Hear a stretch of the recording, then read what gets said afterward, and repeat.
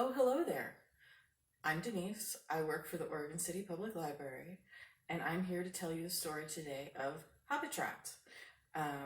This story originates in the borders of England and Scotland, and I'm telling a version that is from More English Fairy Tales by Joseph Jacobs, written in 1894.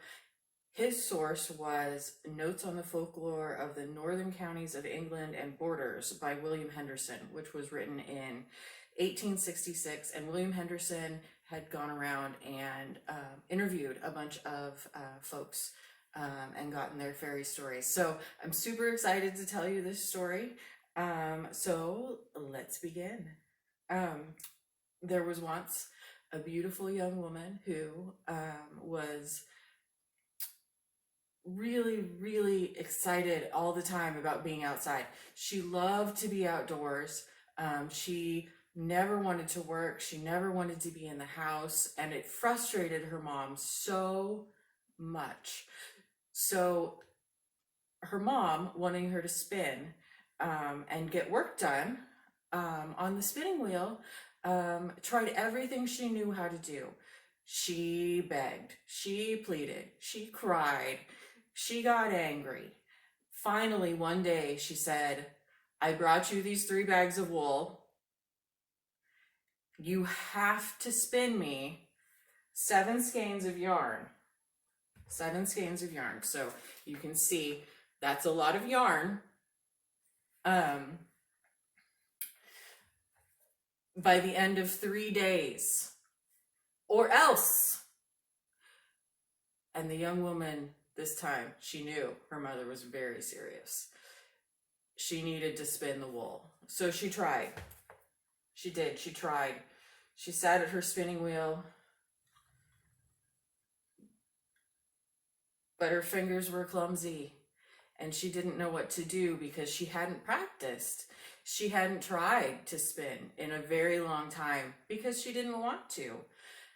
But she did. She tried for 2 days. For 2 days, she worked very hard with her clumsy fingers.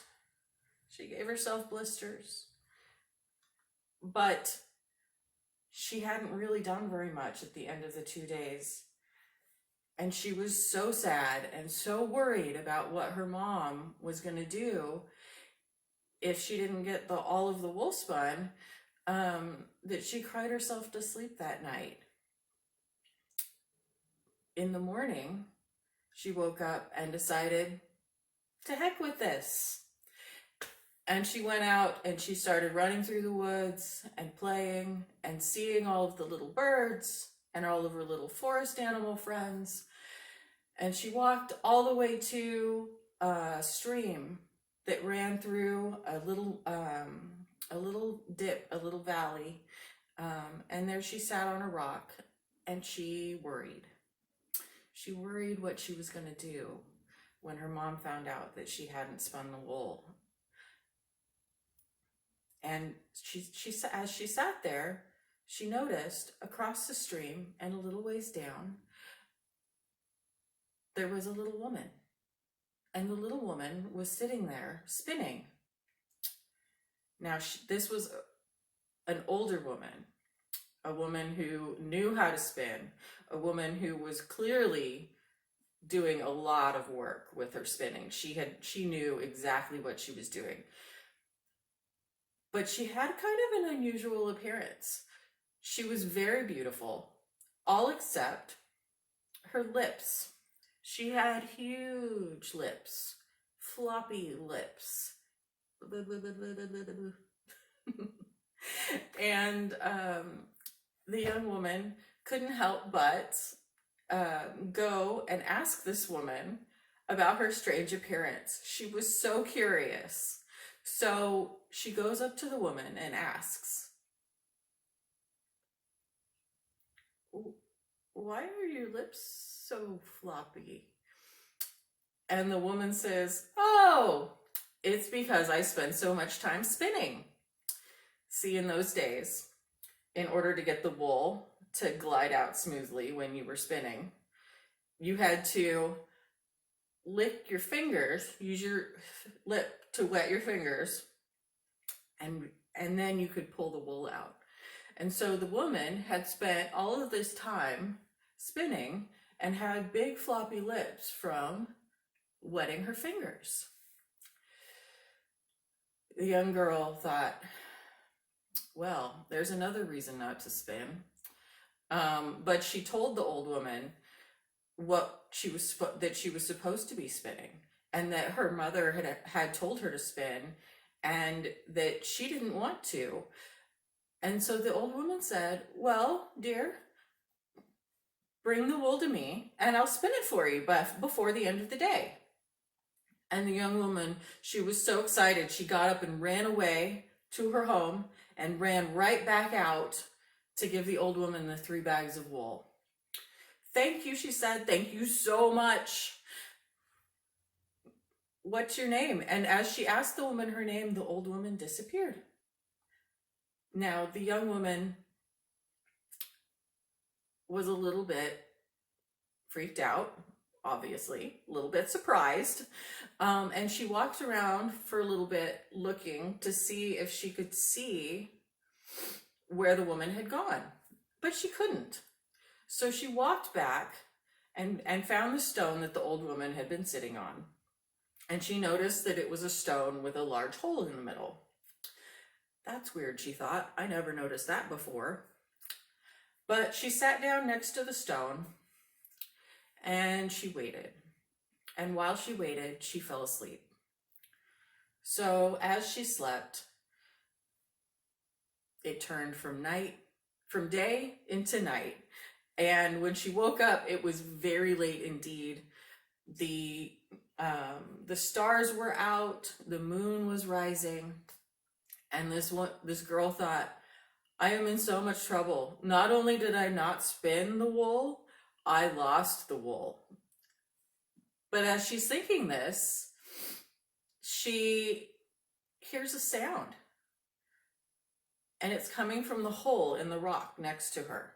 So she looks down in this hole, and she sees, much to her surprise, not the bottom of the hole, which is what she saw earlier when she looked, but she sees a beautiful valley.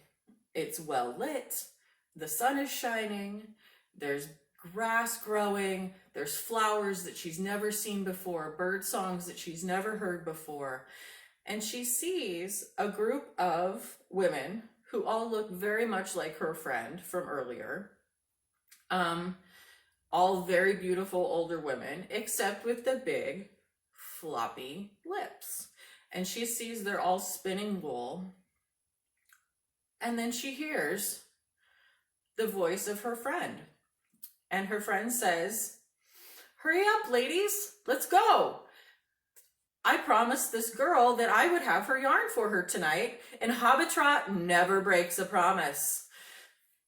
So the girl, hearing this, knowing that Habetrot is coming, she sits and she waits very patiently, but only for a few moments, because Habetrot appears from behind her and hands her the wool, 7 skeins, 7 big fluffy skeins of wool. And so the young woman is so thankful. She thanks her so many times. And the old woman says, say nothing of it. It's fine. Just one favor. Don't tell your mom who spun the wool for you. Of course, Habetrot, I would never tell. And so the young woman runs home. At this point, it's very, very late, and her mother's gone to bed. And as she's setting the 7 skeins of wool on the kitchen table, the young woman notices that her mom had been making sausages all day. And she realizes that she hadn't eaten anything. So she fries herself up a sausage, and she's still hungry. So she fries up another and another and another until she's eaten all 7 of the sausages. And then she goes to bed. Well, her mother obviously didn't sleep very well. She was very worried about her daughter because she wasn't doing the work that she was supposed to do. And so she got up in the morning, and much to her surprise, she found 7 skeins of yarn. Beautiful yarn, perfect yarn, sitting on the kitchen table. And she was so excited. She went to make herself some breakfast from the sausages she had made earlier, and they were all gone. And she wasn't sure whether she was more excited about the yarn or upset that all of her sausages that should have lasted her a week for breakfast were all eaten. So she runs out into the garden, the front yard, and she goes, "Oh, my daughter, she spun 777. She's eaten 777, all before the day begun." And she's so loud that the local nobleman who's riding down the road hears her and thinks, what is going on? So he rides up and he asks her, "Ma'am, what was that you just said?" And the woman says, "My daughter, she spun 777, and she's eaten 777, all before the day's begun. And if you don't believe me, come and see." So the nobleman's still not quite understanding what's going on, gets off his horse and ties it up to the front fence and goes in the house with the woman. And she shows him this beautiful yarn that she thinks her daughter had spun. And the nobleman says, "Wow, that's amazing yarn. So I'd like to meet the woman who spun it." And having heard all the commotion, the young woman was at this point hiding behind the door because she was like, "Okay, this is too much for me." But her mother found her and pulled her out and introduced her to the nobleman. And the nobleman said, "I've been single for a while. I'd like to get married. I think that I'd like to marry a woman who is both beautiful and really has an excellent skill. So if you want to get married, let's get married." And in those days, the poor young woman wouldn't have much of a say in it. So her mother went ahead and said yes for her. So they were engaged, and very quickly they got married. So on the first day at the castle, in the nobleman's castle, the young woman is being shown around, and the nobleman says, "My dear, let me show you the beautiful spinning wheel that I bought you." And she's like, "Oh, thank you." But she's very worried inside. Her heart is breaking because the nobleman's going to find out that she can't actually spin. So in the evening, she has some free time, and she runs out to the little dell where she met Habetrot, and she lays on the ground by the stone and whispers into the hole of the stone, "Oh, Habetrot, dear Habetrot, I need help." And Habetrot appears to her, and the young woman tells her what's going on, what's happening. And Habetrot says, "Don't worry, my dear. Bring your new husband to this dell tomorrow night, and he will never ask you to spin anything ever again." So the young woman, trusting Habetrot, did what she was told. And so the next night she brings her nobleman, and they're sitting there in the dell, and he's not really sure what's going on. And then they hear noises from the hole in the rock. And so they peek down in the hole, And the nobleman sees all of these beautiful old women who are so gorgeous except for their big floppy lips. So he's going, what in the heck is this? What is this? And in a nearby tree, a little door opens and out pops Habetrot. And she says, welcome, welcome, kind sir and kind madam. Come, join us. And so they walk down into this beautiful valley that's full of fragrant flowers, and the birds are singing, and the sun is shining, and the nobleman's thinking this is really strange. But his wife seems to be okay with it, so he's going with it. So they go down in and they meet Habetrot and all of her sisters. And these women are all sitting on stones, big white stones, spinning, making yarn. And he sees how beautiful they are, except for their floppy lips. And he goes around and he asks them, how did you get such strange floppy lips? And they all say, from spinning. Well, they try to, but most of them, all they can say is,